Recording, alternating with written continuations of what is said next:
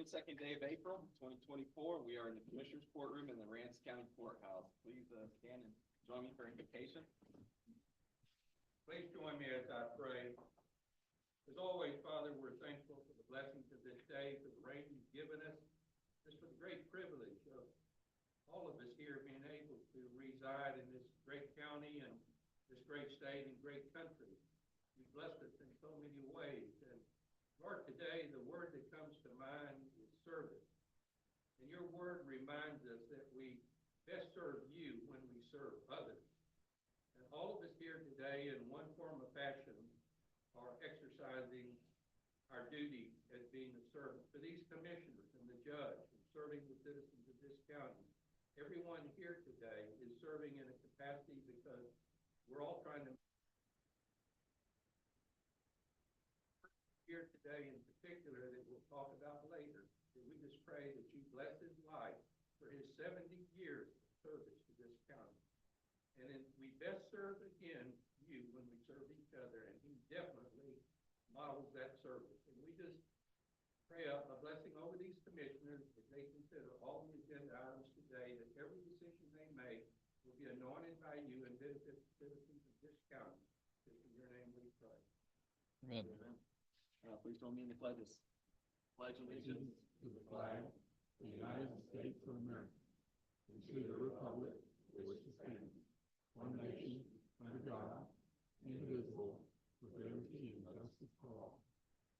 Honor the Texas flag. I pledge allegiance to thee, Texas, one state, under God, one and indivisible. Thank you. Roll call.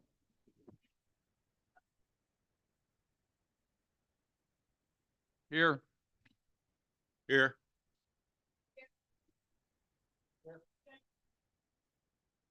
Want a minute to work on it? We're not getting the audio. So if they're watching online, hearing. Push the button. Is it on? You know, you just turn the light up.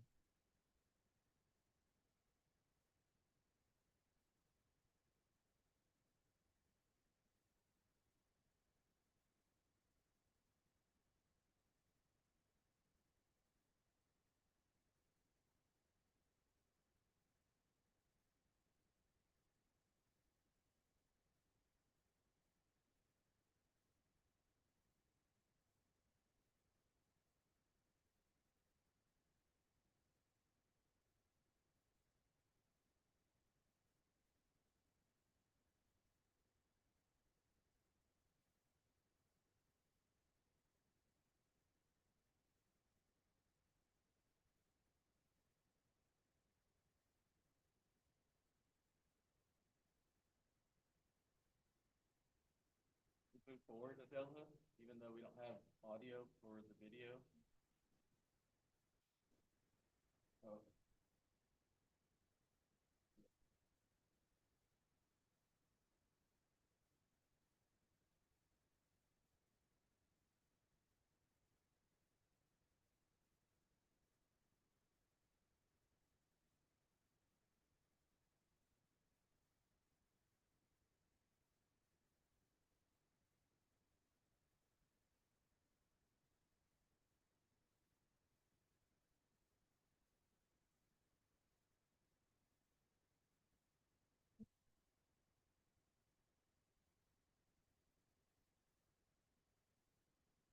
Minutes.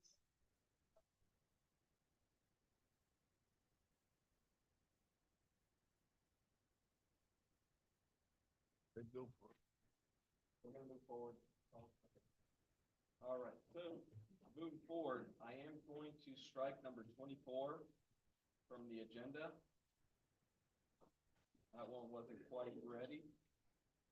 And on citizens be heard, Ms. Escobar, do you want to talk now or talk during the agenda item? Okay. All right. Then I'm going to move item number 4 to item number 1 that we're going to hear first. Do I have a motion for item number 4? I move to approve proclamation P-12-2034, proclamation recognizing the 22nd. Second. Got a motion, got a second.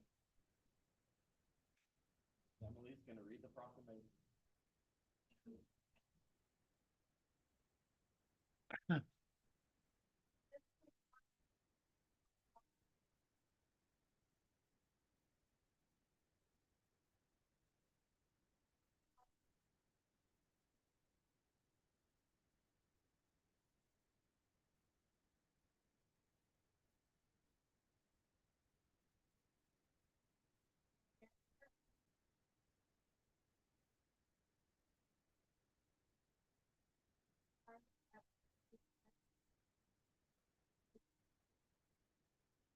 And whereas Gary Smith is a beacon of inspiration, testament to the enduring spirit of Holy Spirit, embodying the values of bravery, compassion, solidarity, that define our identity.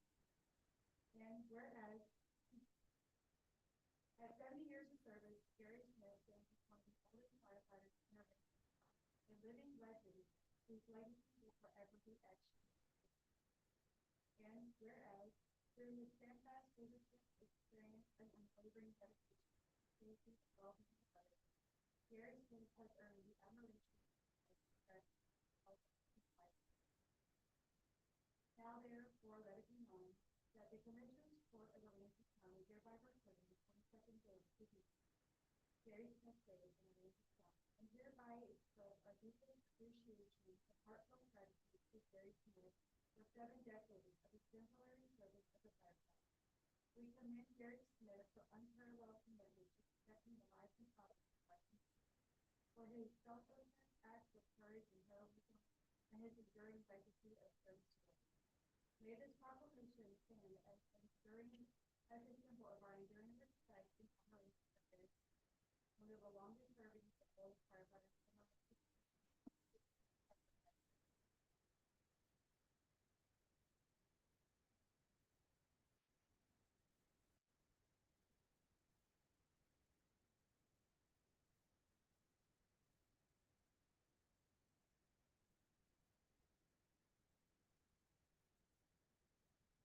Gary, take a picture. Yeah, let me take a picture. You mind coming up here?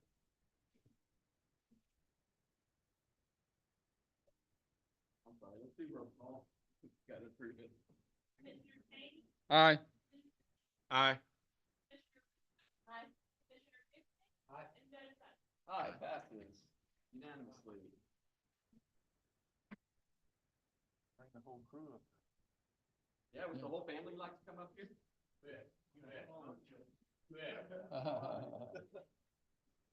Pretty prolific bunch. Yeah.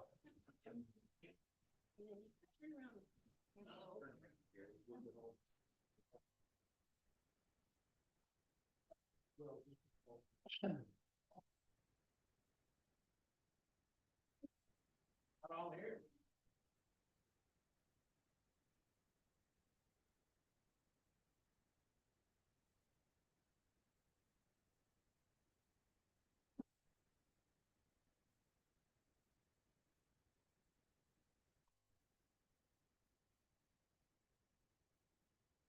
Probably a lot of them don't know they are.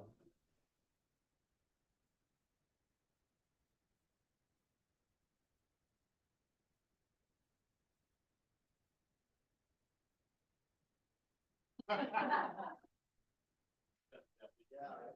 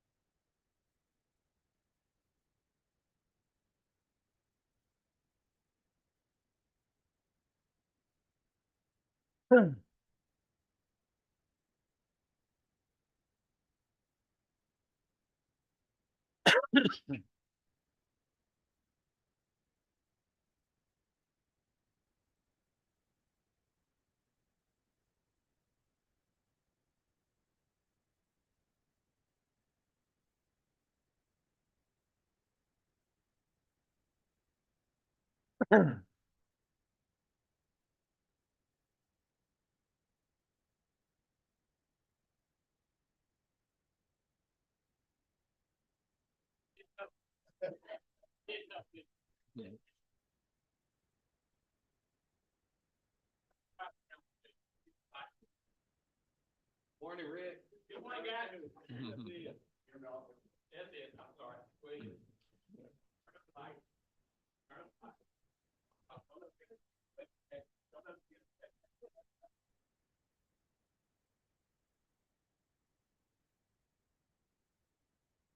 Is, John Davis here yet?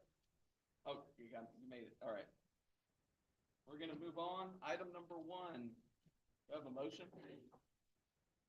Move to approve the April 1st, 2024 presentation for Pearl Point Rockport Phase 1 LLC as required by the Chapter 381 Economic Development Agreement and authorize payment of $38,461.88 for the rebate in the 2023 taxes paid January 2024. I'll second that.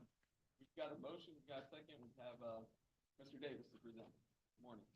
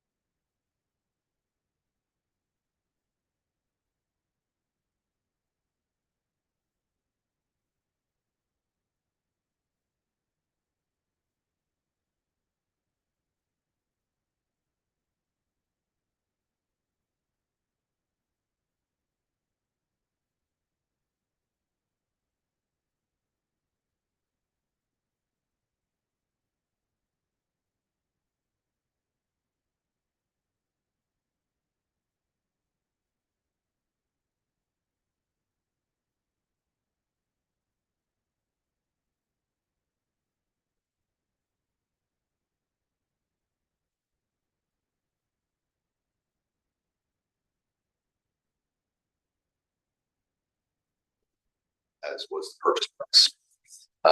And the calculations of the different capital required during the construction phase is stated below in this table. As you can see, the capital required was hit for every checkpoint during that phase of construction. Do you have a presentation? You weren't clicking through it, so I want to hear. No, oh, I'm sorry. Was I supposed to be?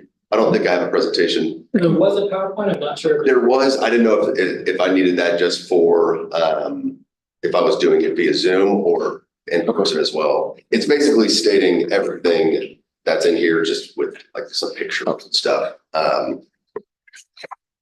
The owner certifies that all ad valorem taxes have been timely paid, which is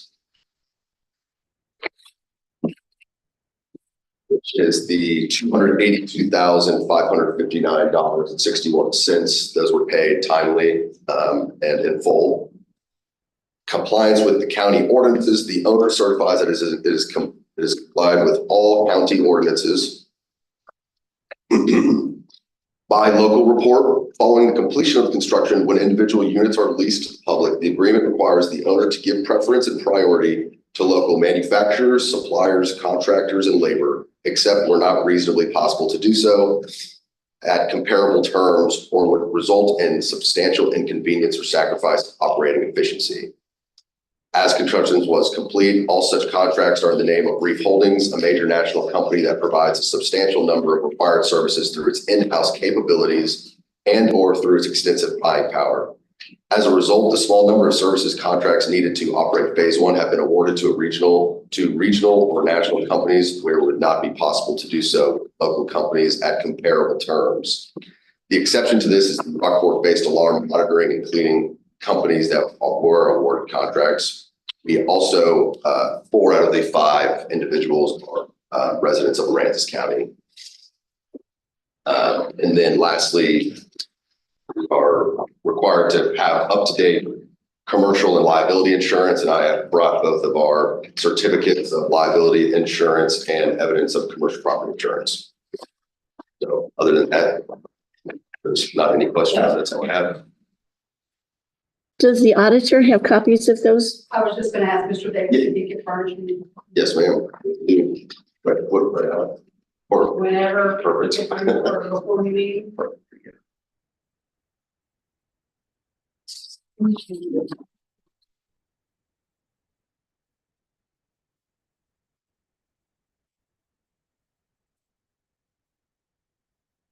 Oh, there are no questions, comments?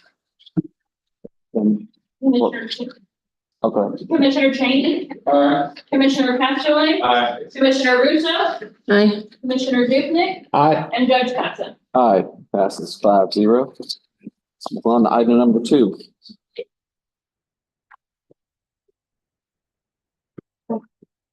Move to approve the April 1st, 2024 presentation for Pearl Point Phase 2 LLC as required under Chapter 31 Economic Development Agreement. Authorized payment of $11,213.91 for the rebate on the 2023 taxes paid in January 20. I'll second that. Got a motion, got a second. Mr. Davis again? No, Mr. Or, I'm sorry. No, that's me. Oh, Mark. How are you? Good morning. Morning. My name is Mark Hoare. I am the managing member of Pearl Point Phase 2, which is the second half of the previous presentation that Davis did. And John Frew and I were the ones that initiated the original 381 agreement. We complied with everything in Phase 1, just like stage. I can go over all the same points again that we did, or I mean, we're in compliance. We don't need to hear the ones regarding point 1, but you could do them for Pearl Point 2, since that's your report. Same deal. We commenced construction on Phase 2 on June 10th of 2021, and we completed on February 6th of 2023. That was, a lot of that had to do with the pandemic. Took us a little bit longer than Phase 1, but we did the compliance on the agreement. We had a facility in operation. It was leased by a third-party management company, Greystar. The sales tax sourcing, we did through the field here, capital investment. We total Phase 2, we invested $38,846,173, which significantly exceeds the $20 million required by the Phase 2 agreement. I have a table in here. I think we have on the quarterly deal that shows the expenses that we did in the first quarter, 21 through 23. That we get to the calculation for 38.8. We bought local where we could here. ProBuild, Builders First Source, whatever the name is today, was our main supplier. And then everything else that we could get here, we did, and we used a lot of local contractors. Let's see. Operation of the project, once again, Greystar, we paid our ad valorem taxes. We're in compliance with all city ordinance, and once again, we use as many local employees as we can. For instance, Sand Dollar does all of our security services. Triple J Services does our landscaping. We use as many, we're in operation now, so it's not quite the same. Our staff, out of the 8 people, 6 of them live here. So, we do have our insurance in place. I didn't bring mine. So. Yeah, So your total investment, 38 million? yes. Okay. In just this phase. Just this case. Any questions, comments? All right, let's go and vote. Commissioner Cheney, Aye. Commissioner Casterline, Aye. Commissioner Russo, Aye. Commissioner Dupnick, Aye. and Judge Gotcha. Aye, passes 5-0. Thank you. Thank you, Mark. Item number 3.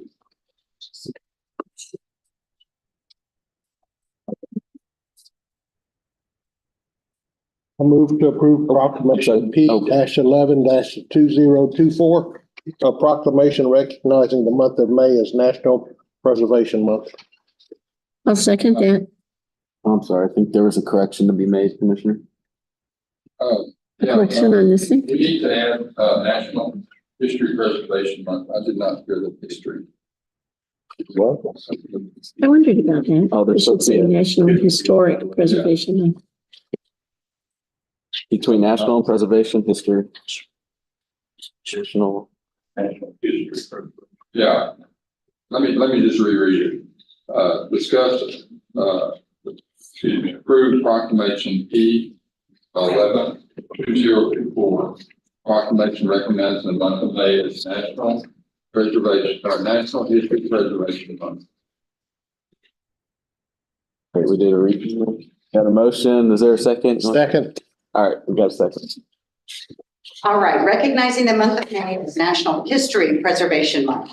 Whereas historic preservation is an effective tool for managing local and sustainable development, revitalizing neighborhoods, fostering local pride and maintaining community character while enhancing livability. And whereas historic preservation is relevant for communities across the nation, both urban and rural, and for Americans of all ages, all walks of life, and all backgrounds. And whereas it is important to celebrate the role of history in our lives and the contributions made by dedicated individuals in helping to preserve tangible aspects of the heritage that shaped us as a people.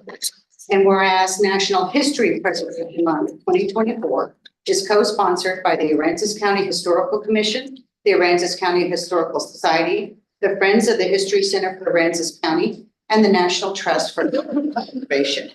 Now therefore let it be known, we, the Aransas County Commissioners Court, do hereby proclaim the month of May 2024 to be National History Preservation Month in Aransas County, and urge all citizens of Aransas County to join their fellow citizens across the United States in recognizing and participating in this special observation. Thank you. Any comments, questions? All right. Commissioner Cheney, Aye. Commissioner Casterline, Aye. Commissioner Russo, Aye. Commissioner Dupnick, Aye. and Judge Gotcha. Aye, passes. Item number 4 we did. Item number 5. We don't need a motion for this. We don't need a motion. We got a presentation by Caitlin Frazier with the updates on the Aransas County Animal Care. And Ms. Esquivel, you want to go first? Speak on this issue? Cool. Sorry, Were you signed up too? yeah, I signed up in the wrong place. Oh, Too many shots, too many fastballs to the head. and what's your name and your address? John Malkin, MALKIN, 1402 West Corpus Christi. I'll try to be short. It's 5 minutes. And I moved here 2.5 years ago. Out of Colorado, spent 30 years there. I was in New York, played pro sports, all that type of thing. Been involved with a lot of youth at the high school, middle school. Had the pleasure of meeting Jack and the judge himself. And I heard the invocation today, and I was going to prepare a speech, but I said, you know what, let me just come up and talk. It's usually a lot better. And I do get long-winded when I talk baseball, softball with kids, so I'll try to be concise and not go all over the world. But I heard the word service, and I wrote down 2 words. I was getting coffee this morning. it has to care and has to matter. And when I deal with kids, I always say to them, hey, you don't have to be a professional athlete, you don't have to play in college, but you have to care about what you do. It has to matter to you. And I had the unbelievable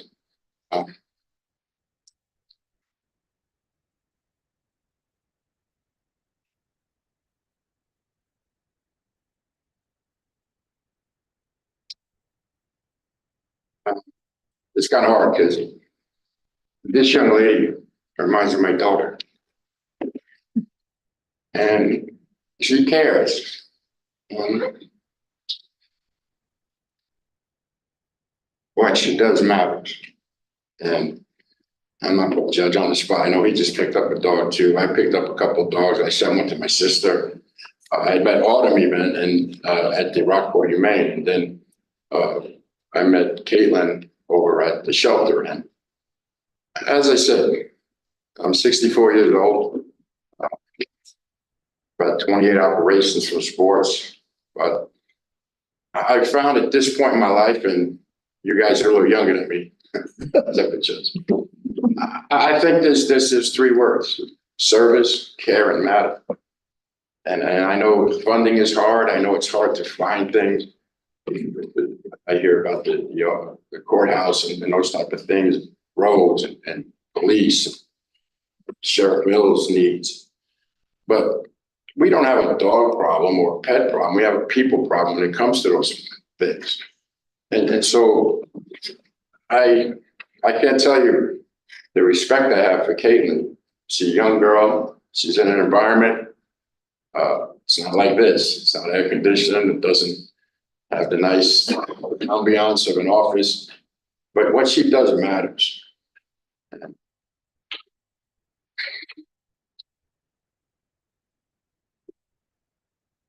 As I said, it's hard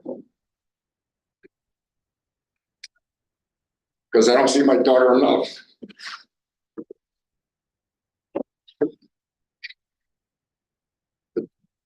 This girl, somebody we should help. And I'm going to bring some of the high school kids over to help. I've got some softball kids, younger ones. And I told her I'd help build, but I'm good with tools and puppetry and all that.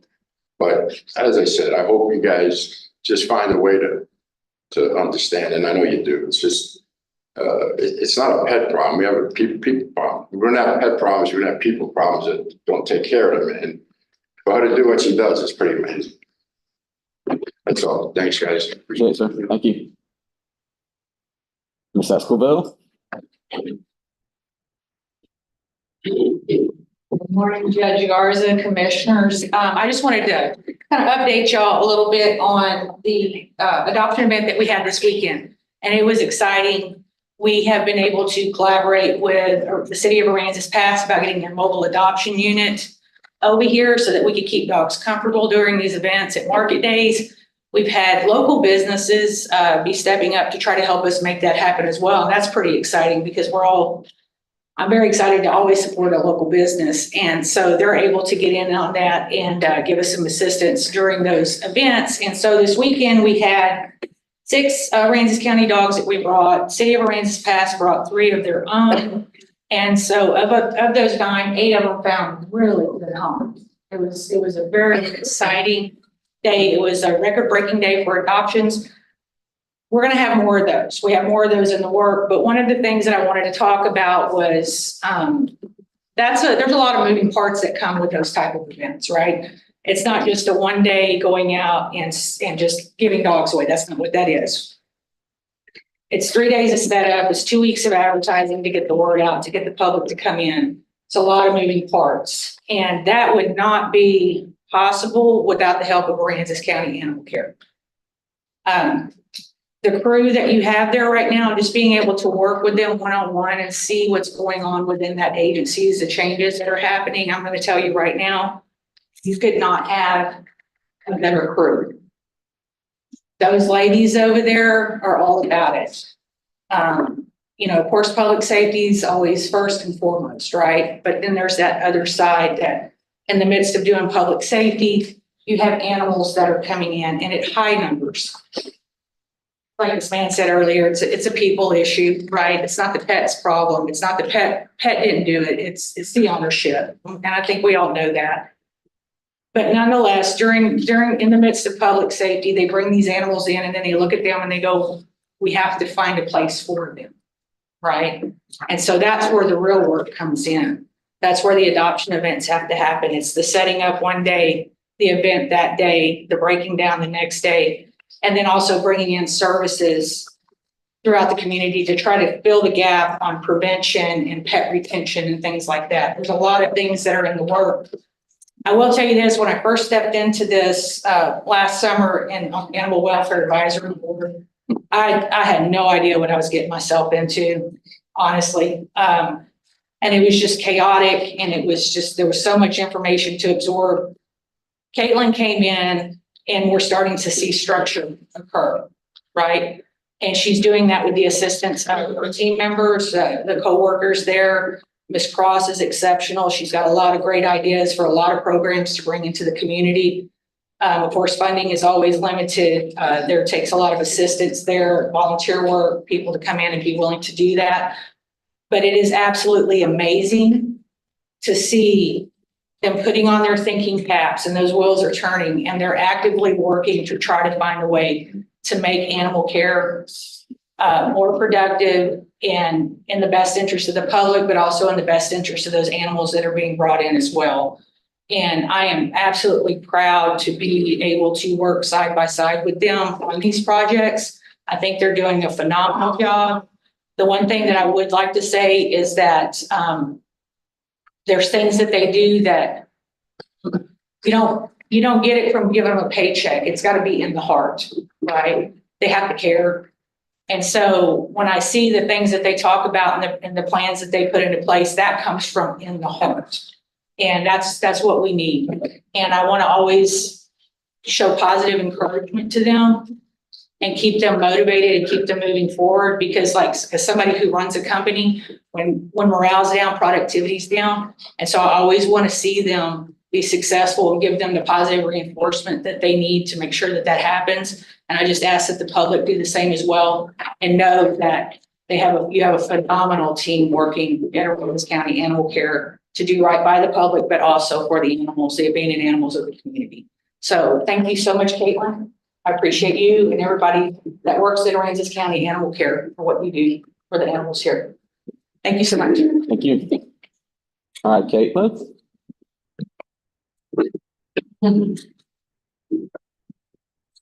Good morning, everybody. Morning. Thank you to everyone that comes. I appreciate it. It means a lot. And then I also want to say thank you to everybody for our special treats and trinkets for Animal Control Appreciation Week. It was very helpful and it definitely boosted up morale a lot better last week on top of the great adoption event we had this last week. So I just kind of wanted to show the public and show you everything that we've been working on since I was intern back in November. There was a lot of key points that I had. Objective. Main thing is volunteer packets. Not a lot of people understand the importance of that, but we'll get into that here in a little bit. Order kennel cleaning machine, revise the orders, which we've had done. Hire 3 animal control officers, getting all the trucks up and running. Send all new animal control officers to basic training. The humane euthanasia class as well.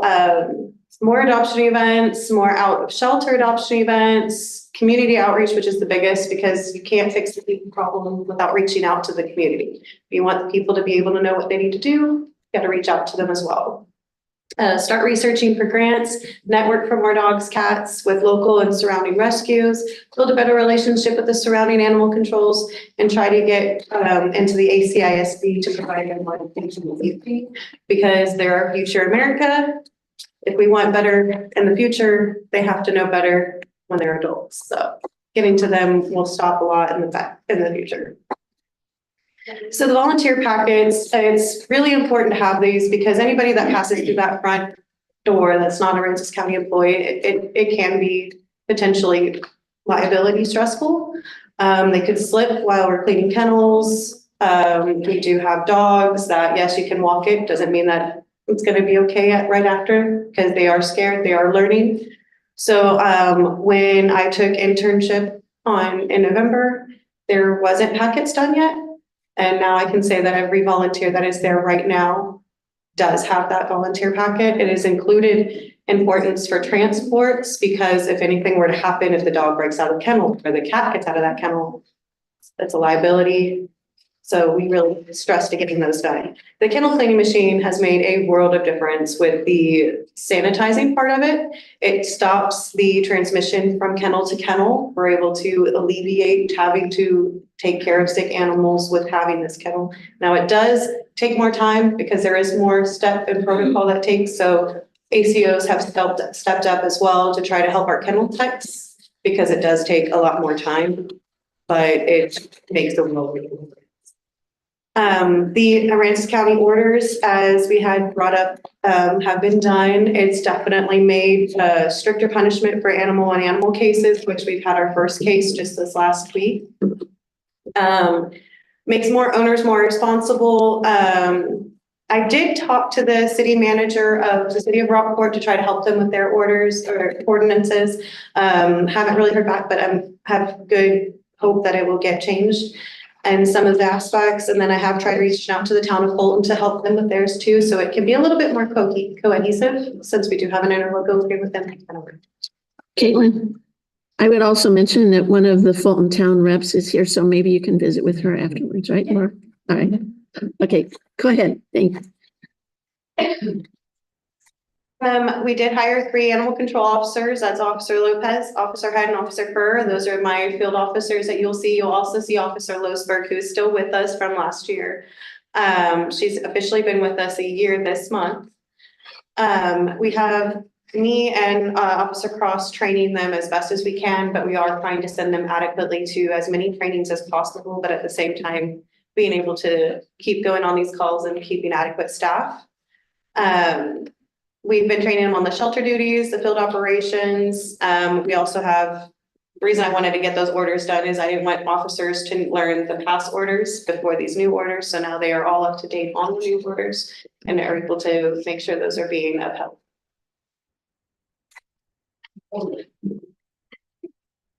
I missed one. We also have had all 4 sent to basic ACO training. So they have all of the basic operations and the field training as well. So they have completed that and passed the Texas state exam for that. So they are all certified. And then Officer Lopez and Officer Losberg have completed their humane euthanasia class and passed their exams as well. And I have Officer Fur and Officer Head scheduled this month, or in May, to be able to get that done as well. I'm working with Corpus Christi. There's Dr. Draper over there who is willing to hold that humane euthanasia class. I'm also going to try to help out with Aransas Pass Animal Control on helping their ACOs get that training as well. So kind of branching out with them and trying to help out with that. We are setting up more adoption events. We opened up our shelter the 1st and 3rd Saturdays from 11 to 3 for the public to come. We'll show you on the screen we have all of the animals we have in the shelter. If there's an animal that just calls out to them that they want to see, or if it's a few, we do go to the back, bringing them to the front, just because it is a quarantine facility. We don't want to have them sign all of the volunteer packets. So that's why we don't let the public to the back. It's just safety procedures. In the past, we had kids sticking their hands in kennels that we asked them not to, and just to alleviate any of that, it's just why the public doesn't get to go to the back anymore during those types of events. Let's see, we started, like Melissa said, we have started reaching out to do market days. She's been great helping us getting sponsors from local businesses. We just got invited Saturday to a place in Corpus that's holding another adoption event. So we may have one of those where we'll be able to take some of our dogs over there and try to see if they'll get some homes. We do have April 27th at Pet Once, another adoption event this Saturday. And then we are again open next Saturday at our shelter for an adoption event. Community outreach, Melissa worked really hard with us and us working with Cheryl at PAC, and we're still trying to get out all of those streets to be able to help more with that community outreach. Since July, 200 streets have been added. We're working with educating the public and helping owners in ways of humane containment and training. So with this new outdoor act, we do go out to the people's houses. We look at their situation. We try to help assess how different ideas that we've had, some different tools, mechanisms to use instead of having to use a train, instead of having them tied out all the time. We are trying to educate them as much as possible with that. We help assist owners with resources for rehoming their pets. We give them all different types of rescues. Melissa and I worked really hard with an Excel sheet that has all different types of rescues. So if we see like, hey, this looks more like a hound, here's some hound rescues to try. We don't just say, I'm sorry, we don't take owner surrenders, figure it out. Because then eventually we'll still have to figure it out in the end. So trying to give that resources kind of stops that break. Usually, and that's what we kind of notice. And we try to alleviate neighbor issues regarding pets because they'll be like, this one's barking too loud, this one's rooster's up in the morning waking me up. And we've kind of found different tools and mechanisms on Amazon. And yes, we don't want the public to have to buy something for their own property, but sometimes it helps a little bit because it's the owner and yourself trying to alleviate the situation. Grants, we are contacting, we've been in contact with the grant writer and currently receiving a bunch of grants. Grants could be used in the future for planning the community outreach better, better play yards, emergency vet care for the shelter animals, like the in-shelter animals, because just because they're there and they're fine, doesn't mean when they were attacked by a dog or fighting with a dog out in the field and then we brought it in, there's not an injury to it. Well, it has to be assessed, it has to be taken care of. They can't be allowed to just sit there and be in pain. We have to be able to take them to the vet, and these grants, it will also take the strain off the county having to worry about that because we can reach out for grants to be able to help assist with that and be able to alleviate some of that cost as well. Networking dogs, Cattails and Another Chance work really hard trying to network and place animals out of our shelter. We started trying to help assist them because again, overwhelming amount of animals. We're trying to assist them as much as possible, sending out certain dogs to certain breed rescues. If we notice some behavioral issue dogs, we try to even send those out to different specific rescues that work with them and get them to where they are adoptable. These are trained rescue people. So it's not just sending them out and hoping the best. No, these are trained rescue people that know how to handle that breed and that specific type of dog. Relationships with other animal control shelters. We've gotten a great relationship with Aransas Pass. I am actually going to go talk with the director at Portland. We have a meeting to go and assess and try to reach out to them as well and get some better training opportunities for when they do it. It helps with the county as well. Ingleside Animal Control, some of the girls went to training with some of their ACOs and have been branching out and talking, trying to get different resources, different community outreach programs that can be done, and just trying to get better and more down here for our people. The partnerships with local businesses have stepped up in helping us assist with these adoption events. And we're hoping to go further with future endeavors that we're trying to plan. And those would entail like our pause and clause for indigent community members. Now, this is what we have had already, but it hasn't really been out because it does take a process to go through. You have to fill out a paperwork. If you get Medicaid or you're on food stamps or you have Medicare or you're on disability vet, retired vet, stuff like that, we will be able to help with medical cost of the vet. And that comes from our donation money that we're able to help back with the community. But again, you have to qualify within that application. It's not just for anyone. Transports to spay and neuter clinics and community members. That's where one of the grants I'm trying to see if we can get out for. It's in the motion, so it hasn't been any kind of process or anything yet. To try to figure out a transport type van so we can schedule if like, hey, these people have this many that's going, or the pet's going this day, they don't have a ride. We'll try to figure out one of the ACOs being able to transport that animal over to the spay and neuter clinic to be able to get that done until we can figure out a way to get it brought here. Local spay and neuter clinics is again what I'm trying to work on avidly. And then the Pet 101 classes is potential community service hours. it would offer a chance for people to, not just people with community service, but any public member that would like to have kind of an update on the ordinances and orders. I'll teach them the laws on it and what they need to do and what they shouldn't do and proper care. That would be the beginning half. The last half is, here's some cool tricks to train your pet. Here's some cool tricks on kennel training, foods, illnesses, when to go to the vet, when not to go to the vet, stuff like that. And then getting in partnership with ACISD to help education and children on the animal safety and care. I've talked to Bolton Learning Center's vice principal. He's avid and trying to figure that out. It may not be this school year's, considering there's only a couple of weeks left. So looking already into the future for next year.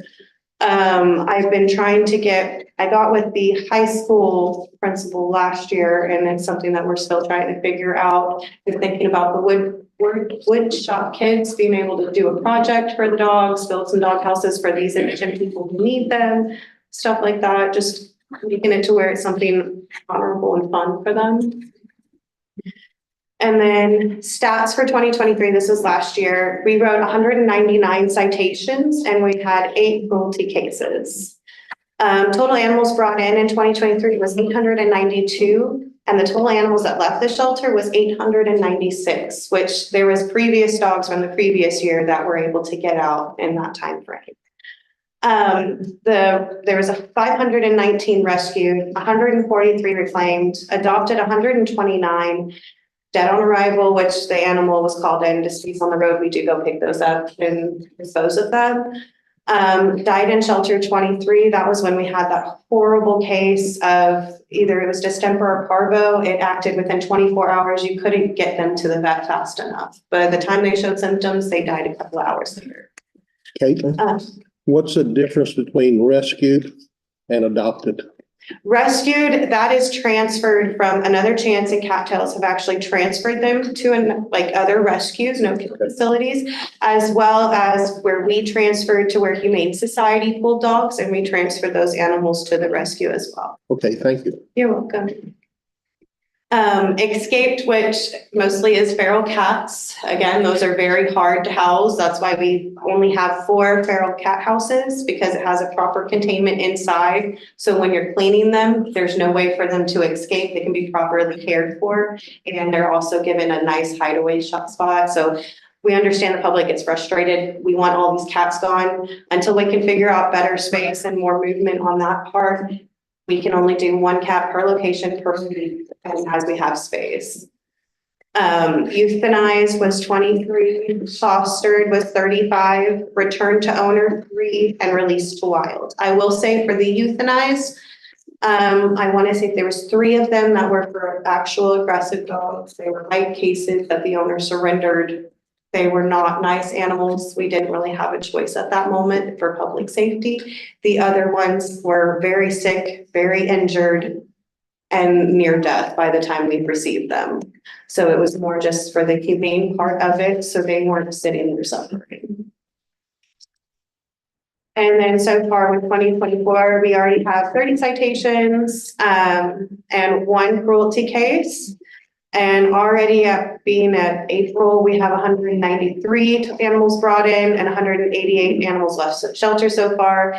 It says adopted 23, but you can add 8 to that for this weekend because this was done prior to. Dead on arrival was 12, animals euthanized 11, animals fostered 16, reclaimed 43, released to the wild 1, returned to owner 2, and rescued 73 so far this year.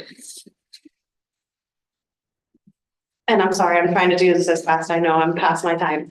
The intake kennels, I just want to briefly explain that. Intake is if you're running at large abandoning cruelty cases, that's where we have to be able to fit all of those dogs. So if I've got 4 dogs at a cruelty case, I still have to figure out how I can bring in public dogs. Quarantine kennels, those are strictly for quarantine dogs, bite cases, aggressive dog cases, to where nobody needs hand-on-hand contact. They're designed specifically so no contact with them while we have them in our care.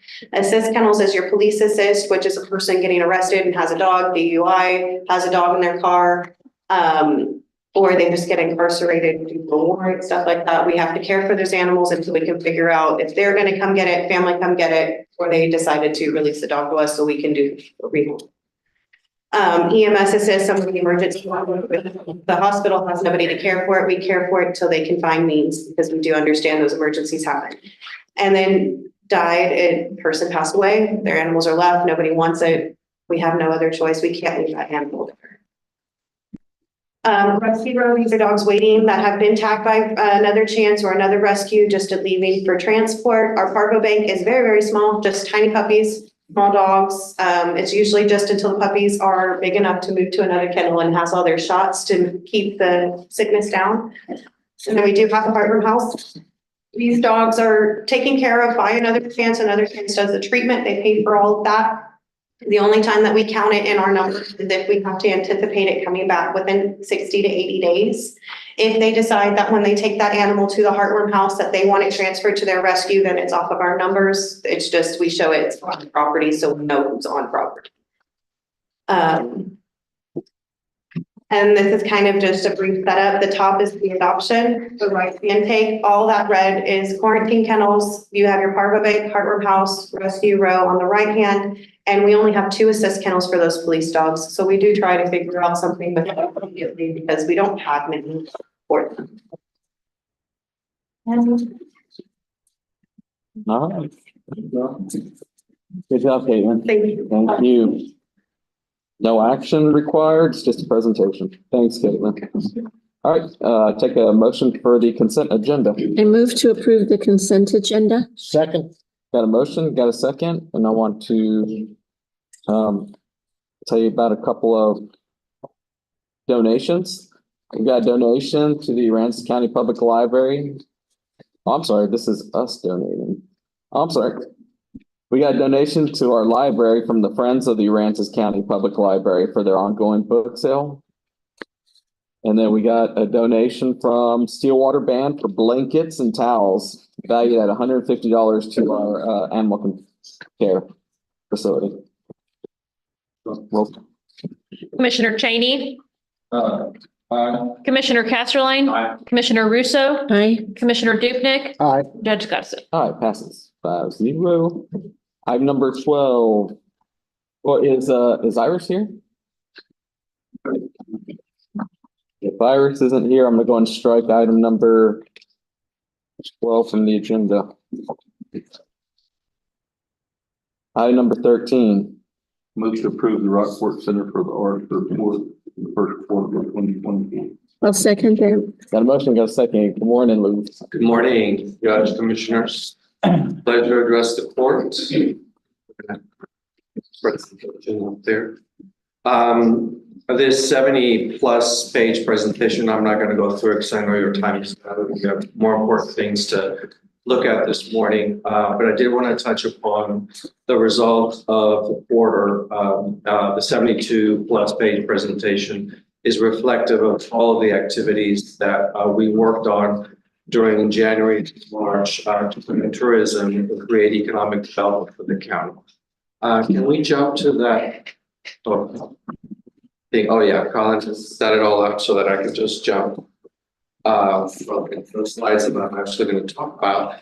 So on March 13th and 14th, we held an arts summit, and it was also a media junket.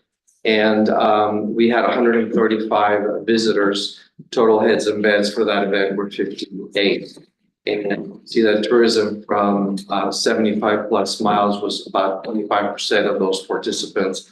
And there, this slide shows the distribution of the places, a major metro where people came from. Our judge was a panelist in this presentation when we were discussing public and private funding for the arts. Thank you, Judge, for taking part in that.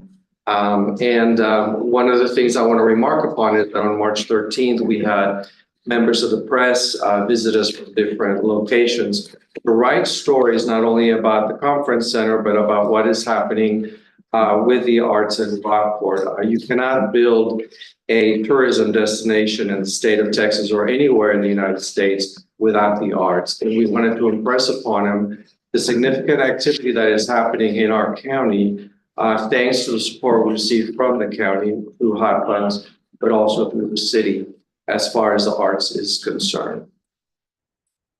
This is the places where visitors came from.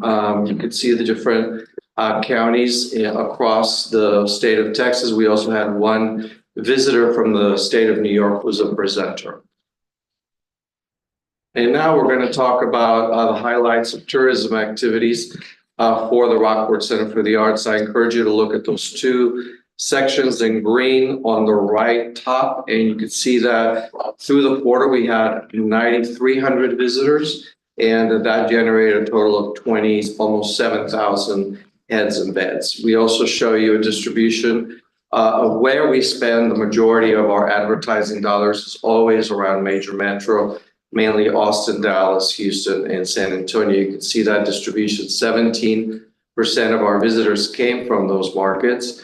33% of our visitors came in the month of, on the average on the month of January, February, and March. Between 21 and 35% of our visitors came from outside the state of Texas. The month of March, higher tourism from major metro at 26%, as you can see there. And of course, that's to be expected because that's when we have spring break in our region.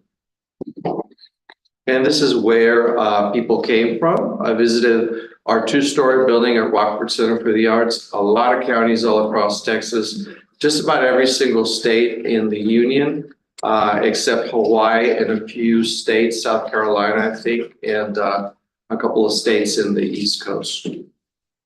And of course, the MAP International visitors from Canada, as well as visitors in Europe and Asia.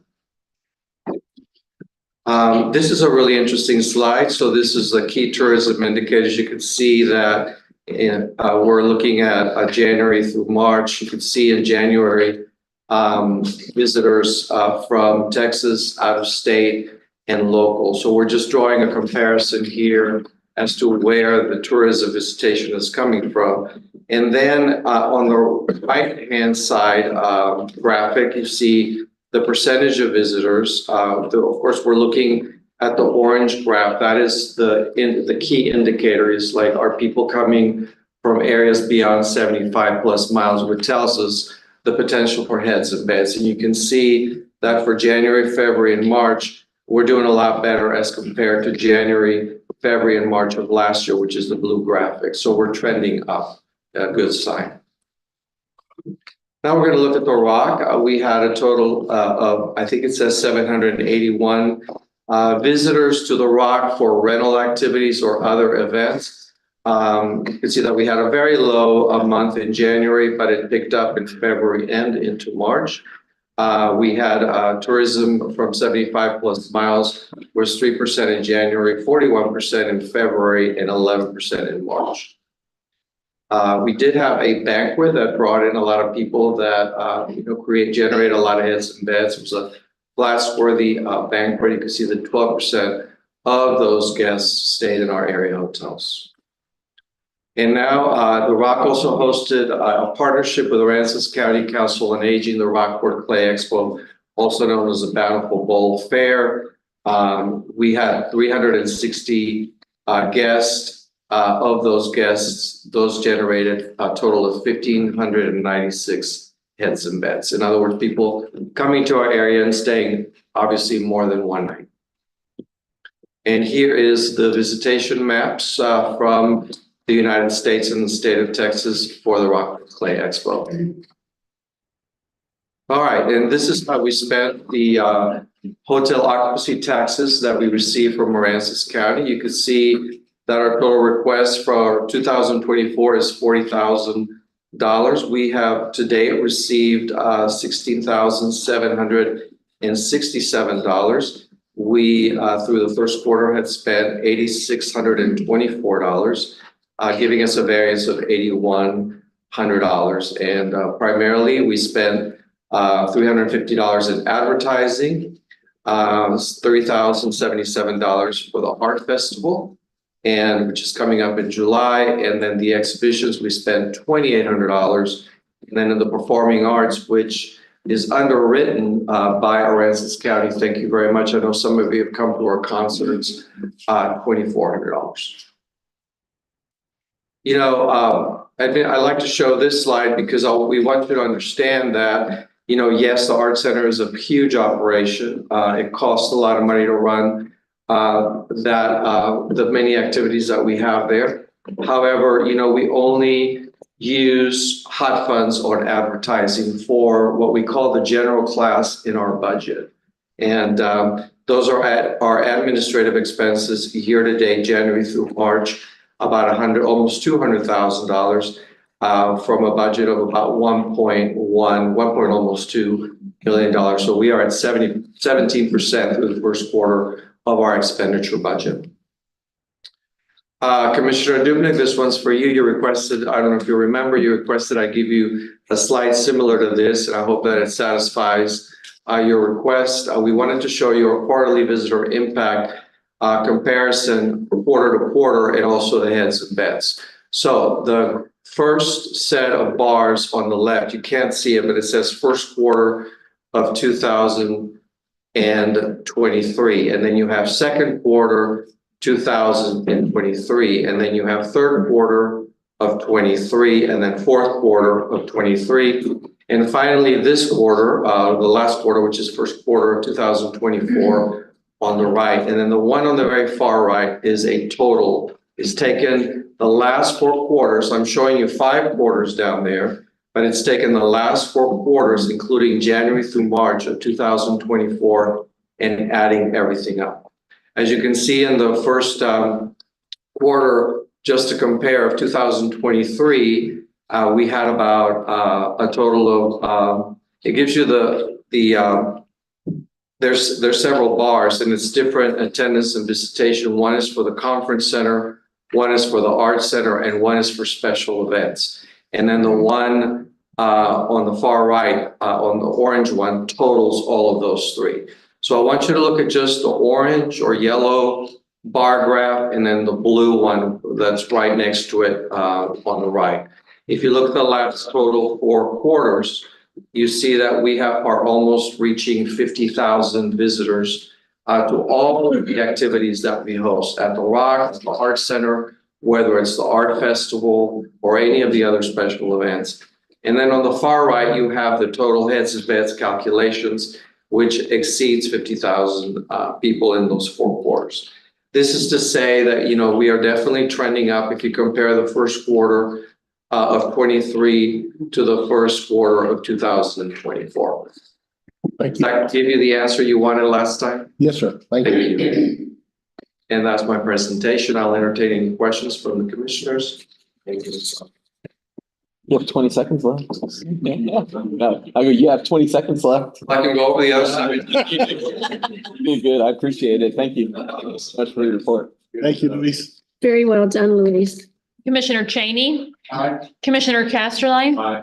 Commissioner Russo, Aye. Commissioner Dupnik, Aye. and Judge Glasser. Aye, passes 5-0. Item number 14. Approve the historical commission report for the first quarter of 2020. I I think think, item number 14. Missed the chamber of commerce. I'm sorry. I didn't mean to pass over on this. So I'll move to approve the Rockport Fulton Chamber of Commerce for the first quarter of 2024. I'll second that. Got a motion, got a second. Good morning. Good morning. My name is Matthew Gill. I met y'all at the last quarterly report. That was my first day.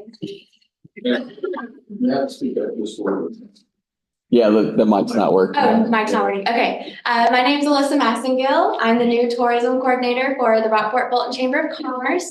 I'm very excited to be here, and I'm going to be doing the first quarter report for y'all. Yeah.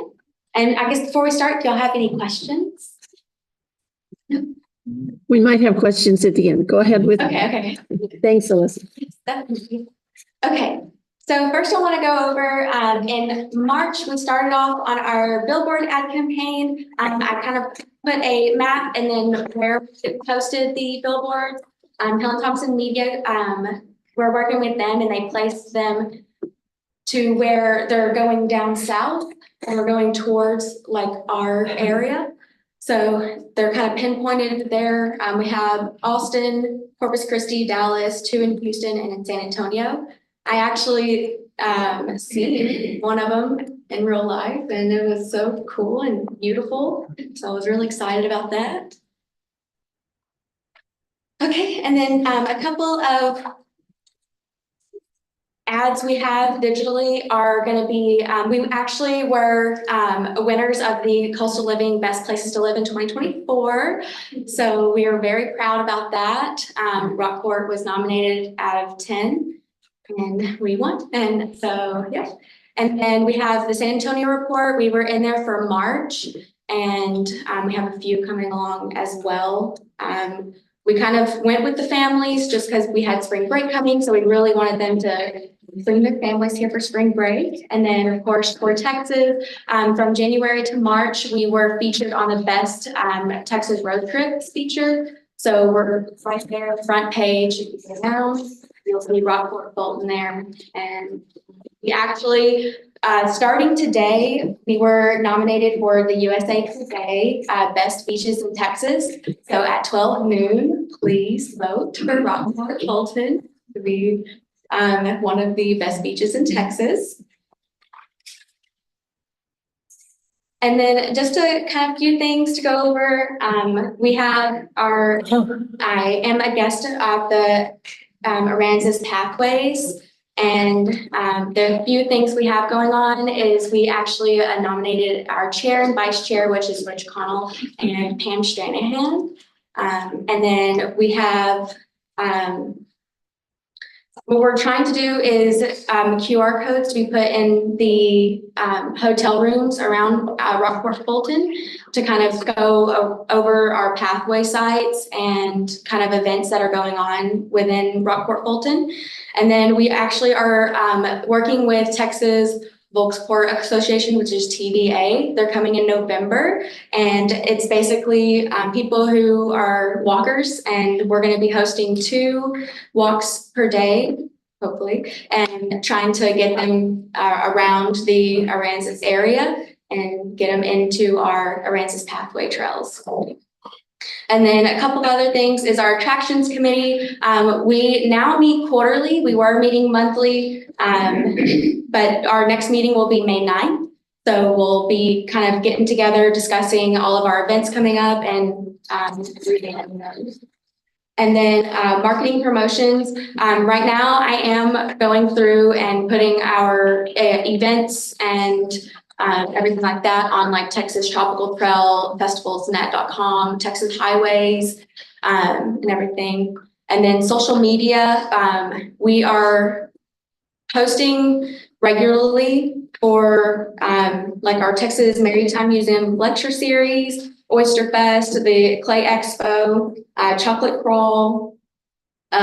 We have the Rockport Second Saturdays. And then, of course, Rockport Community Arts. The cool thing is I really do think that social media is huge, and I'm wanting to get more into it. We actually just made a TikTok, so we're going to start posting more content, going out into Rockport, Fulton area, and just kind of doing all that.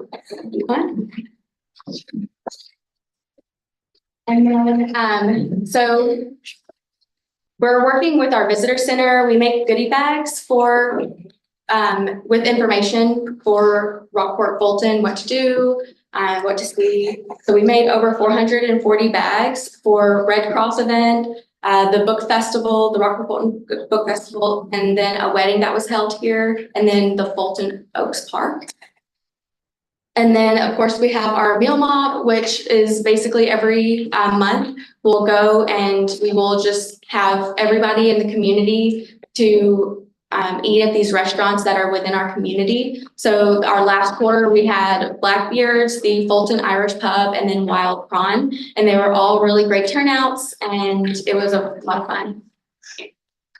And then, of course, we have our Smithsonian Institution traveling exhibit, which is the museum on Main Street. We are actively working with them. We just had our workshop, and we're really excited because we had a whole bunch of people show up who we're trying to talk into partnering with to kind of get them to have their communities come to Rockport when we have that exhibit here next year.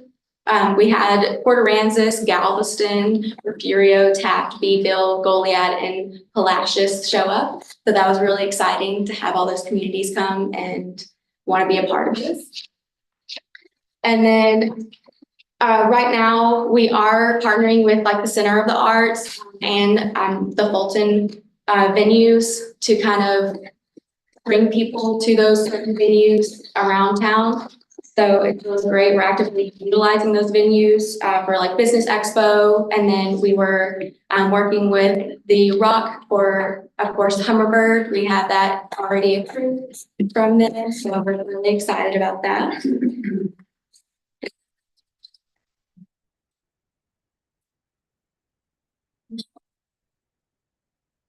Okay, and then we have our short-term rental. A few things that went or happened was the ordinance that passed through the city. So that was a huge one. The last two meetings we had were about those ordinance and questions, and Vanessa actually showed up to our March and our April. Showed up to our April one, and she kind of went over and reviewed the ordinance. So it was a lot of questions, but she was really good at explaining everything to them, and everything will be great. And then RV Council, we had our Winter Texan Appreciation Day on January 24th. And it was kind of rainy that day, but we still had over 900 people show up to the Fulton Convention Center. And so we were really excited about that. We actually had different RV parks host at their place as well. So Drifters Resort, we saw 150 visitors. The Lighthouse Inn was 200, and they have like shrimp boil and games. And then Quilly's Big Fish, Breezy Days, and Bayview. They didn't have too much attendance, but next year they're hoping to kind of put more like events or like activities for them to kind of get more people out there. And then lastly, we have our Tourism Development Council. So we just had our annual workshop where we had our Texas Hotel and Lodging Association, and then Helen Thompson Media and Deb Prost, who did presentations there to kind of go over what we're going to be doing for our 2023-2024 marketing. And I know last quarter she touched over a new creative photo contest for our billboard signs, because I believe our last billboard, or like our creative for those billboards, are really old. So we're trying to revamp, and so we asked the community to submit pictures of Rockport Fulton, and we've gotten some beautiful pictures. So we're actively going through those and picking those out. That way we can kind of get Rockport Fulton presented better. So excited. Okay, and so now we're gonna go over our digital ad performances. So we had over 10 million impressions. This was over 2023-2024 first quarter. So we nearly targeted 800,000 and then almost 100,000 clicks. And so based on the different ads that we had our fishing ad, which didn't really turn out as well with a 6.67 click rate, but then our family and our food had over 9% click rate. So that was a really good one, especially it's kind of getting towards spring break. So families are looking more to traveling. And then this is going to be our Aransas County annual tax collection. So as you can see, Q1 is 75,000. That actually is 5% increase from 2023. So that was really great. And then here's just a breakdown from month to month. So January and March were actually up versus 2023. At 29,000. So January was 29,000 versus 25 in 2023. And then March was 28 versus 28,000 versus 22,000 in March. I believe that is because January we had Winter Texan, and then March we had Oyster Fest and everything like that. So it's great to know that our events are bringing people here and getting them to stay. So that's awesome. We didn't really have any major events in February, so that's why it was a little down. But we're hoping we can start adding more events. Okay, and this is for the Aransas County revenue by season. As you see, for the winter, we were up for 83,000 in 2023-2024, and then 2022 was 82. So we're actively rising, especially since winter is a little bit of our kind of lower end for visitors. It's nice to see that rising. And then this is going to be our visitor signups. Basically, everyone who comes into the visitor center will sign and kind of say where they're from and everything like that. So we put that into a data table. And as you can see, most of everyone who is coming to the visitor center is well outside of 70 miles. And it's actually great because the tourism from outside of Texas is even higher. And so we're kind of bringing people in, and I've noticed it's a lot of bird people, and it's so great. That's so cool.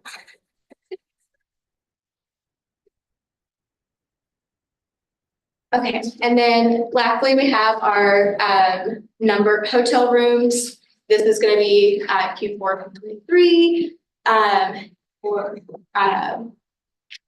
for Rockport Fulton. So we had the number of nights sold was 107,120. So that brought around 617,000 heads to beds, and people were spending around 3.2 nights, so a weekend basically here in Rockport. And yeah. And then thank you so much. Any questions, comments? Thank you. Thank you. Commissioner Cheney. Aye. Commissioner Casterline. Aye. Commissioner Russo. Aye. Commissioner Dupnick. Aye. And Judge Gutson. All right. Item number 15. I move to approve the Historical Commission report for first quarter 2024. Got a motion, got a second. Good morning, Maureen. Good morning, Judge. How y'all doing? Good.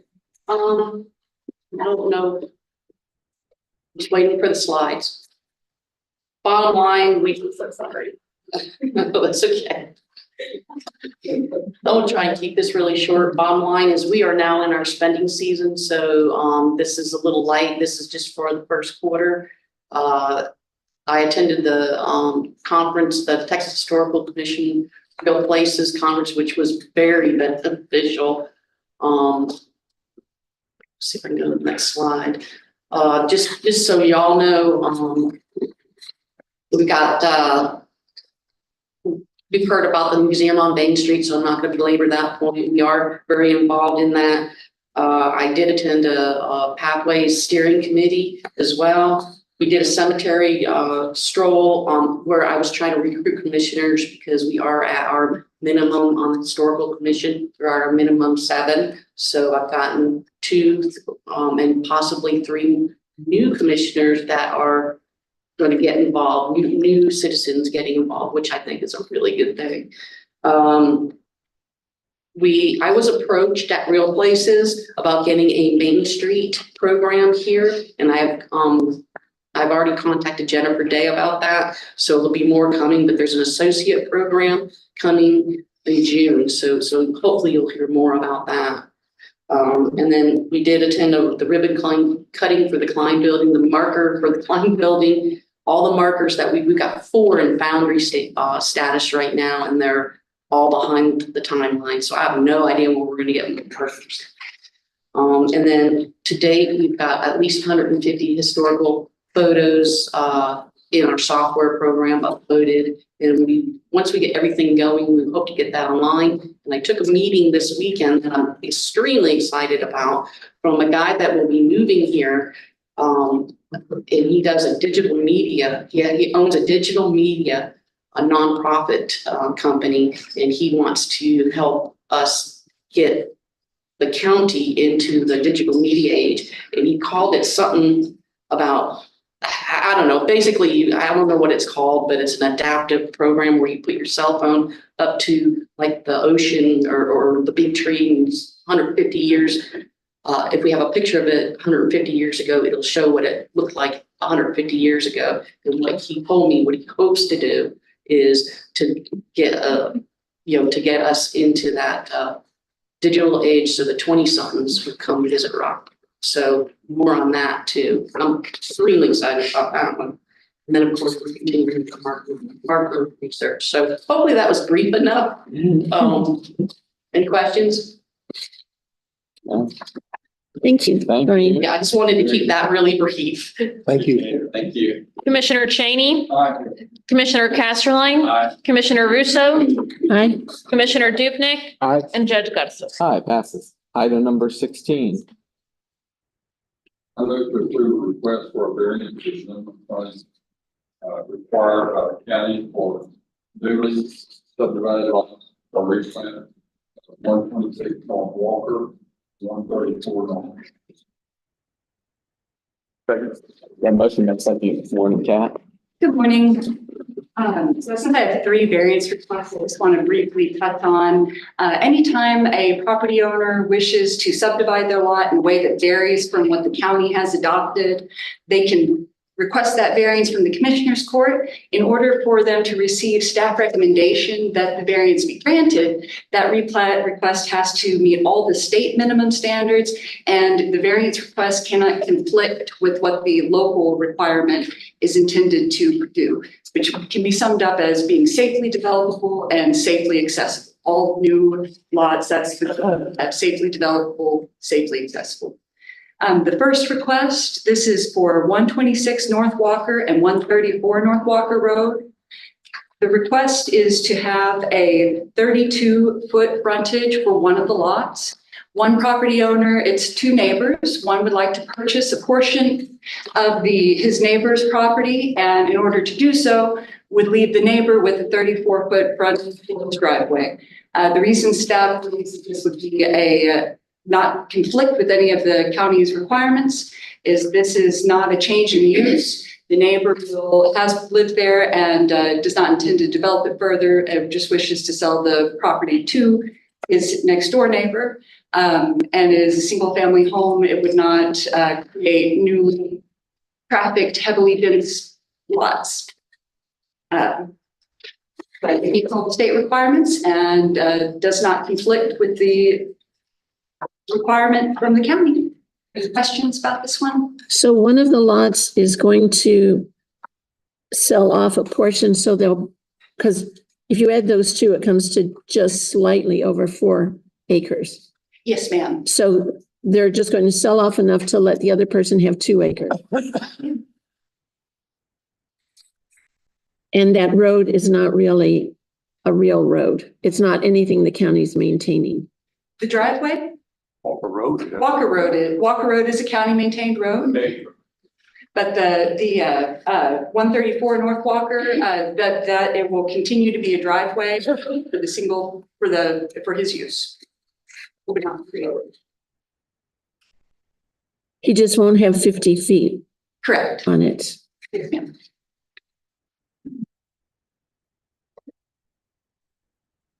Any other questions? No? Commissioner Cheney, Aye. Commissioner Casterline, Aye. Commissioner Russo, Aye. Commissioner Dupnick, Aye. and Judge Garza. Aye, passes 5-0. Item number 17.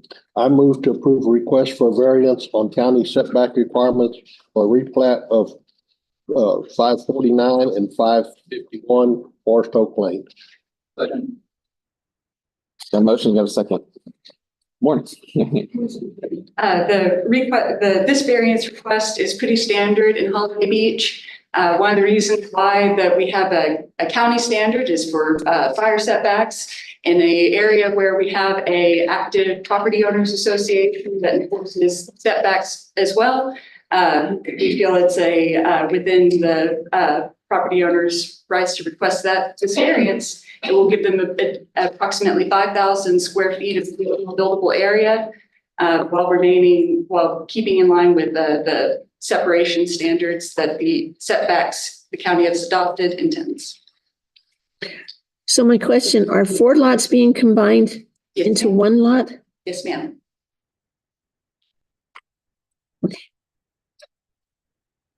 Because I tried to look these up ahead of time and because it's hard to decipher from the maps on the back. So it was kind of confusing. But there are 4 lots and they're being combined into 1. Yes, ma'am. They were unimproved lots also. Right. So they're gonna be a lot better. Okay, thanks. Is there a homeowner association? Yes. Yeah. And they approved it and it's all good to go? Yes, sir. Okay. They have a POA. Commissioner Cheney, Commissioner Casterline, Commissioner Russo, Aye. Commissioner Dupnick, Aye. and Judge Gottesman. All right, passes 5-0. Item number 18.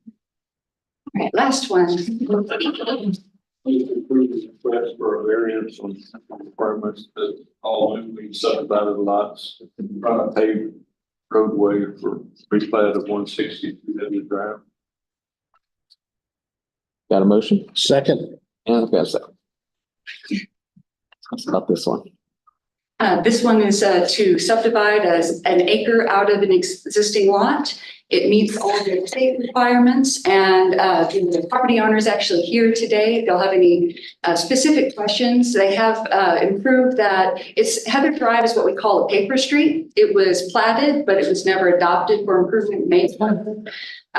However, it has had development on it, and what the gentlemen are proposing to do would not be prohibited by our current permitting requirements, but this will enable them to transfer the property permanently. So this is not a county road. It's a public road, but not a county road. Yes. Dirt lane. Yeah, because it's out there near Leo Miller, Yes, ma'am. kind of in Taft, I think. At least that's its mailing address. How do you classify a public road but not a county road if it's something in county control? There's a few different ways. The big thing with this is it has been referenced in lots in the sale and transfer, of property. Depending on when a paper street was originally platted and however it was dedicated, it was not required at that time that the developer improve the right of way prior to being platted. And so we have a fair number of what we call paper streets, where it is legally a public right of way that can be accessed by the utility company or by other property owners or by the public, but has never been adopted for improvement and maintenance by the county. So it's a 60-foot wide right of way. The property owners could and may petition the Commissioners Court at a later date to have it adopted for improvement and maintenance. But at this time, it has never been, that has not happened. It's good information. Thank you. If they, right now it's not subdivided. Is that what you're saying? The subdivision was called Bayview Estates, and because of it being in 2 counties, there's this Heather Drive is actually abandoned on the San Patricio County side of this roadway. But this would enable the property owner to sell an acre out of his lot. And the newly created lot would be all the state requirements and would not conflict with the county's.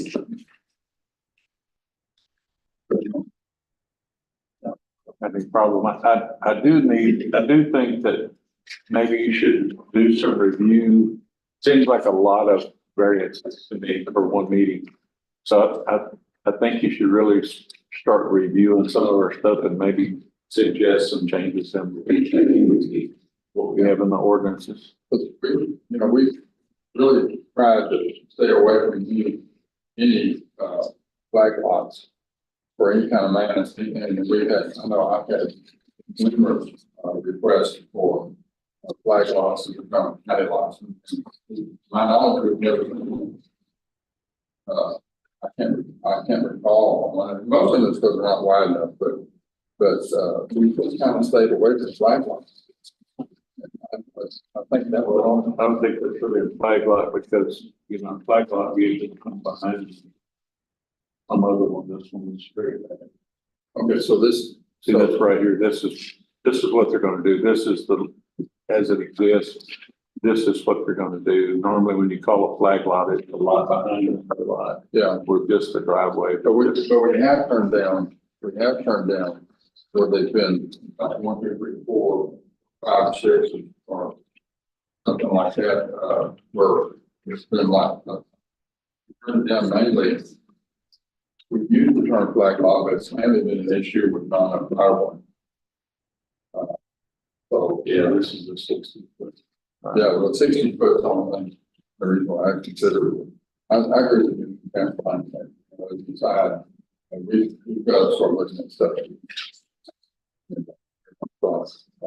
I feel like I do have the amendments I have for y'all to consider. I think you'll be happy with, and I look forward to bringing them at the next available time, or perhaps having a workshop. But I think that I have some good solutions for this going forward. Thank you, Catherine. Any other questions? All right. Commissioner Cheney?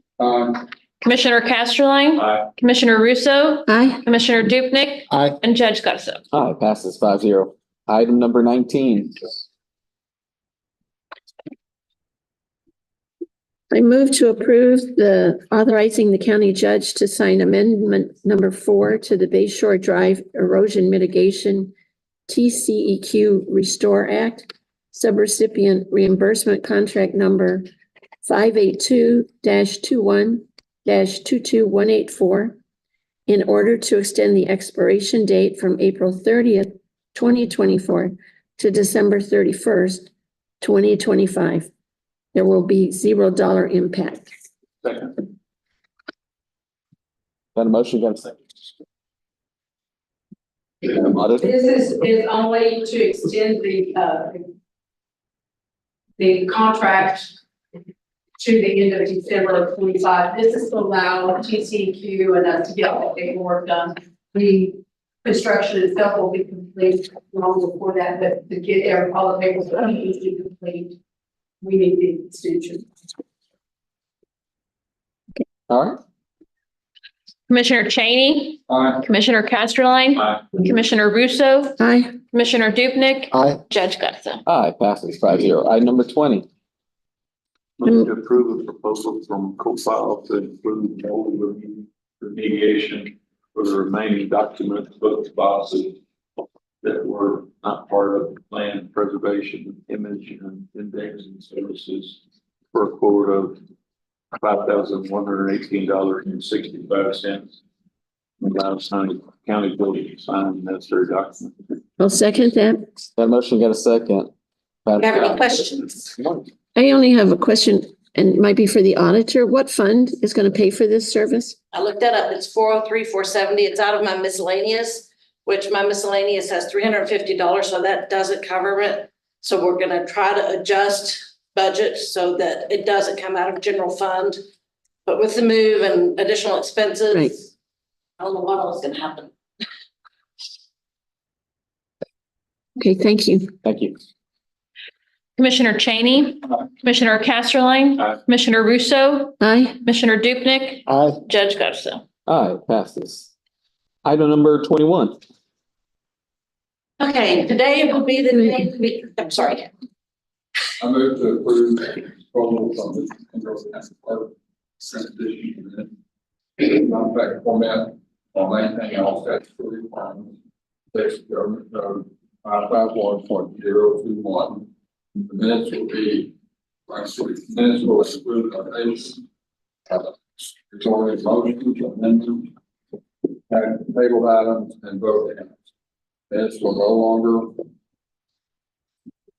no longer include detailed statements. However, detailed statements will be captured and available to your recording. Additionally, video timestamps will be provided for each agenda item. This will aid accessibility and efficiency. Second. Got a motion, got a second. Okay, today would be the day that I present this when we have audio issues. But because there are audio issues, we will be making detailed notes about this meeting. when the video and audio is working. It's just not us typing out what is said.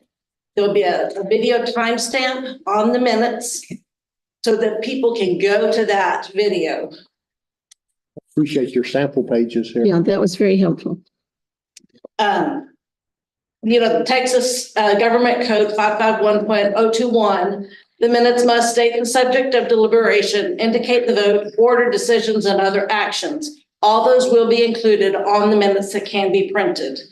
The clerk, me, the county clerk, we shall serve the court during its term. Term is a meeting. Keep the court's books, papers, records, and effects, issue notices, writs. But in B, the court shall require the clerk to record the proceedings of each term of the court. This record may be in paper or electronic format.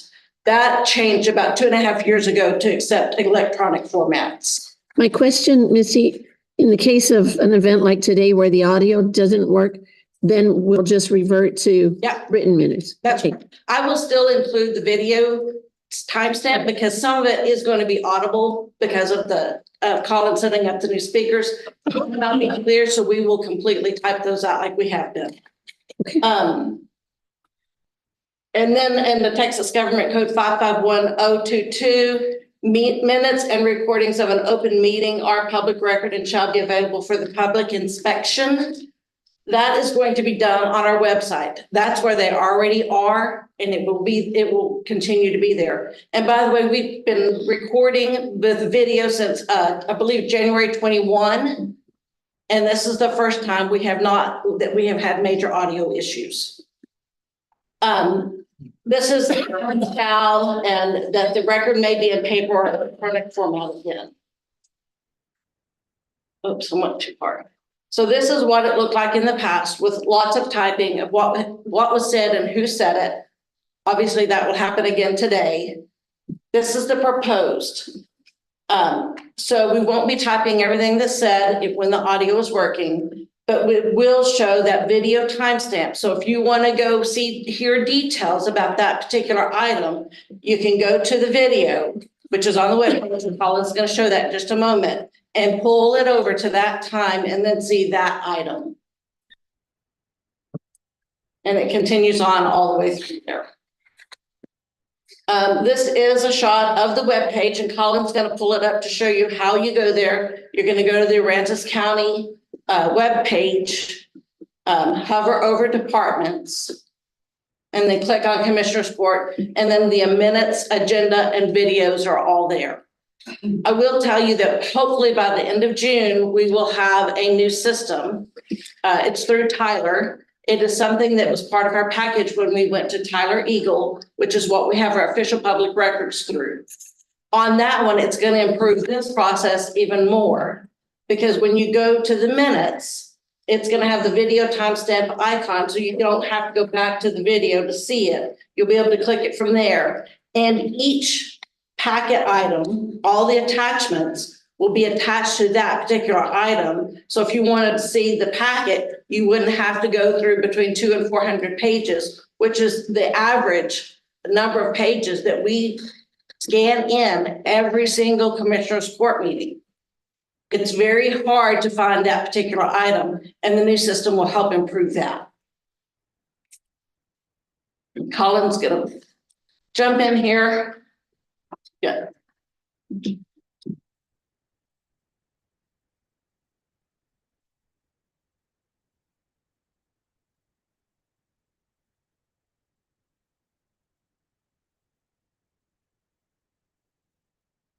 Okay. So there's the main page, and he's going to hover over departments. The very first one is Commissioner's Court. And then you'll scroll down. Oh, meetings and agenda items, sorry. And then scroll down.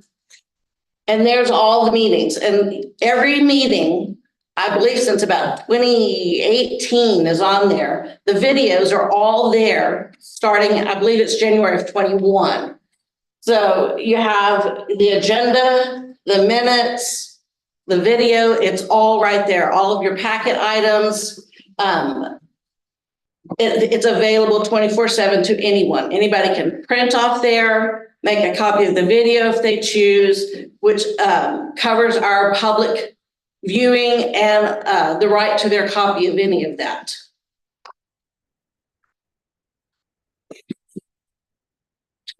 Really simple to get to.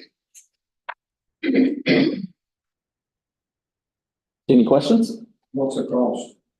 The cost is zero. Oh. It was part of the package with Eagle, the Tyler Eagle product. Any questions for me? All right. Commissioner Cheney, Aye. Commissioner Casterline, Aye. Commissioner Russo, Aye. Commissioner Dupnick, Aye. and Judge Garza. Aye. Passes 5-0. Item number 22. Move to approve declaring the Rankin County 2017 Bowbag DW11 pneumatic compactor surplus and to be used as a trade-in for the purchase of a replacement vehicle and authorize county judge to execute necessary documents. I'll second that. Got a motion, got a second. Mr. Reed, good morning. Good morning. Like to trade this steam roller in for a new model. First step is to declare it surplus so we can do that. Okay. All right. And everything's within budget according to your report here, so. Right. Commissioner Cheney, Aye. Commissioner Casterline, Aye. Commissioner Russo, Aye. Commissioner Dupnick, Aye. Judge Garza. Aye, passes 5-0. Item number 23. I move to approve the purchase of a 2024 Caterpillar CW16 pneumatic compactor for the amount of $103,116.54 and using the 2017 Bowmag BW11 pneumatic compactor as a trade-in, authorizing county judge to execute necessary documents. Second. Got a motion and got a second. Okay. All right. Commissioner Cheney, Aye. Commissioner Casterline, Aye. Commissioner Russo, Aye. Commissioner Dupnick, Aye. and Judge Garza. Aye, passes 5-0. I struck number 24. We'll move on to number 25. I move to approve the March 2024 Treasurer's Report. Second. Got a motion and we have a second. County treasurer is not in today. Do you have any questions? I do not. If y'all have any questions, I can find out the answers to the. All right, let's go. Commissioner Cheney, Aye. Commissioner Casterline, Aye. Commissioner Russo, Aye. Commissioner Dupnick, Aye. and Judge Garza. Aye, passes. Item number 26. I move to approve the first quarter Aransas County Treasurer's Investment Report. Got a motion and a second. Treasurer's not here, but her chief deputy is. Do y'all have any questions? Okay, Commissioner Cheney, Aye. Commissioner Casterline, Commissioner Russo, Aye. Commissioner Dupnick, Aye. and Judge Garza. Aye, passes. Item number 27. Move to approve the budget line. Second. Got a motion, got a second. We have none at this time. Thank you. Commissioner Cheney, Aye. Commissioner Casterline, Commissioner Russo, Aye. Commissioner Dupnick, Aye. and Judge Garza. Aye, passes 5-0. And item number 28. Move to approve the accounts payable and payable liability. Second. Got a motion and got a second. Payroll, liability control and accounts payable are normal. I do have a few to bring to your attention. We have, G&W engineers who are the engineer for our HMGT generators for $1,326.20.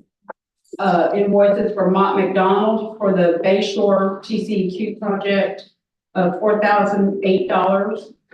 Orion, who is the contractor for the Bay Shore project, there's two invoices that total $953,674.43. Tyler Tech, we paid an invoice, and this is out of the ARPA funds. $2,320. This is the work that they did, with the website and looking at it and setting up what they did. The invoice was BD Holt, which is a backhoe that was approved for the transfer station of $166,150.53. And T. Baker Smith, They're doing the engineering for the water tank at the detention center, and there was 2 invoices totaling $4,300. If you have any other questions, I'd be happy to answer them. Commissioner Cheney, Aye. Commissioner Casterline, Commissioner Russo, Aye. Commissioner Dupnick, Aye. and Judge Scottson. Aye, passes 5-0. Section number 12 are reports from commissioners, elected officials, and department heads. No action will be taken. Anybody got anything?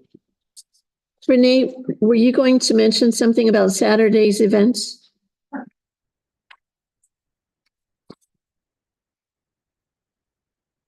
Because if not, I was going to, but you go ahead. Good morning, Judge. Good morning, Commissioner. So we had a event this weekend for Earth Day. Had some volunteers come out and pick weeds in all the beds. Pretty successful event. Bayshore Brewing Company partnered with us to help bring volunteers to the gardens to pick weeds. In return, the volunteers got a little wooden coin to hand back out to the volunteers so that they could redeem a glass of wine or a beer at their facility. So it was a very, very fun morning. Commissioner Russo was there picking weeds as well. Rich Connell was there. So. And his wife. And his wife. So it's just the beginnings of something we hope grows so that we can get more volunteers into the pathway sites to help pick weeds and maintenance the beds. And Bay Area Brewing brought that offer to us. Yes. So that was a really good thing. To put that together. That's why we didn't have a whole lot of people, but it was enough to get the front beds cleaned. So in hopes that in the future, we'll be doing this. I believe she wanted to do it quarterly. So. They could also use a token on a craft soda. That's true. Cool, thank you. Anybody else? I did want to let y'all know, I had put the report for the tax collection report for February on your dice, so that y'all have that information since it wasn't available. I did not ask for it. Yeah, thank you, Jackie. Thank you. I will share, last night I was invited to Coastal Oaks Church for the grand opening of their new gym. And I was really impressed of the story. You know, it's taken 7 years to build. And Cindy Robbins kind of was emceeing it. I think she's the chair of that committee that rebuilt it. And she did a wonderful job, great job. Mentioned, you know, God's timing a lot. And, you know, 7 years debt free. They did it without taking on any debt. So if you have a chance, go visit it. It's a really nice gym. I think she said 1.6 million. And, yeah, it's really nice. Section number 13, reports about items of community interest. No action will be taken. Good morning. Morning. Judge and court. My name's Steve Setterfield, and I am representing Keeper Aransas County Beautiful this morning. I'd like to start out by wishing you all in the community a happy Earth Day. It kind of worked in my favor being here. We have held several cleanups in honor of Earth Day, but I really wanted to talk to you about some upcoming things. This Saturday, April the 27th, we're doing a Dell Reconnect with in conjunction with Goodwill of South Texas. And that's just going to be an event where people can bring in dead computers, computer accessories, printers, scanners, monitors, whatever you might have laying around. And Dell will eventually get those and they will reuse or recycle. And the goal is to keep them out of the landfills. So we're really excited. We hope the community will come out and drop off any of that stuff they have laying around. Another event coming up, May the 3rd, is a cleanup, and we are expecting over 180 Rockport Fulton ISD high school students. So if you see our students out there, you wave, you honk, you say thank you, something to acknowledge them. We also we haven't set a date, but the Gulf Growth Ventures, which is ExxonMobil, we'll have a group of them out cleaning, probably May or June. We don't have a date for that. And then additionally, we have made contact from some student organizations outside of our area, and they will also be doing a cleanup to further their information on how trash from the San Antonio area or somewhere outside of our area actually ends up in the Gulf. So, just wanted to share some of those upcoming things, particularly, the Dell Reconnect and the student events. So just give you an idea of what we've done in the county for Earth Day. Where did you say the site for the drop off for the deal? It's gonna be at the Goodwill parking lot. So we'll be set up there and, again, they're gonna take any brand. It doesn't have to be a Dell brand. They'll take any brand. And we will be on site to help if you need to get it out of your car, KACB, that's our job. Help get the stuff out. If you have your hard drives still in there, your personal data, we will unscrew, take it out and hand it back to you. We're not going to be responsible for your data, but we will help you get it so you can stay responsible. And the time was what? On the Dell Reconnect, that's going to be 9 to 3. Thank you. Upcoming Saturday. Thank you. Thank you. Mike, do you want to mention the pancake breakfast? Is that this Saturday? Yeah, April 27th will be the next pancake breakfast for the Wings Over Rockport, at the Aransas County Airport. I'll be back from the conference Friday, and I'm gonna go out there to it. So biscuits and gravy this time and the pancakes. So pretty successful last time. I was really impressed. And Carl, the airport attendant, works at the airport. Very good cook. Yeah. Well, appreciate it. Thank you. All right. Imagine we're gonna go to closed session. Amanda? Yep. All right. Entertain a motion to convene into a closed session. I move that we adjourn into closed session. Second. A motion, got a second? Commissioner Cheney, Commissioner Casterline, Commissioner Russo, Commissioner Dupnick, Aye. and Judge Garza. All right, passes 5-0. We're gonna take a 8-minute recess. We don't have to read it.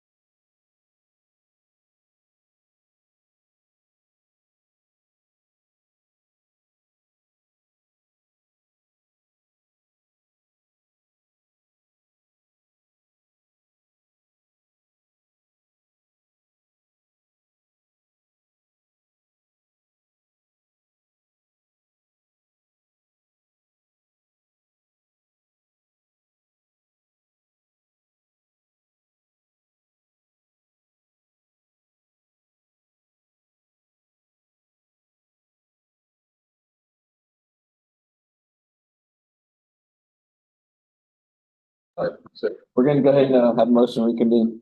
I move we reconvene into open session at 11:38. Second. Got a motion, got a second? Commissioner Cheney? Commissioner Casterline? Aye. Commissioner Russo? Aye. Commissioner Dupnick and Judge Costa. Aye. All right, and there is no action. Thank you, gentlemen. No action on matters discussed in closed session, so I will entertain a motion to adjourn. To adjourn. I'll second that. Commissioner Cheney? Aye. Commissioner Casterline? Aye. Commissioner Russo? Aye. Commissioner Dupnick? Aye. Judge Costa. All right, thank you, ladies.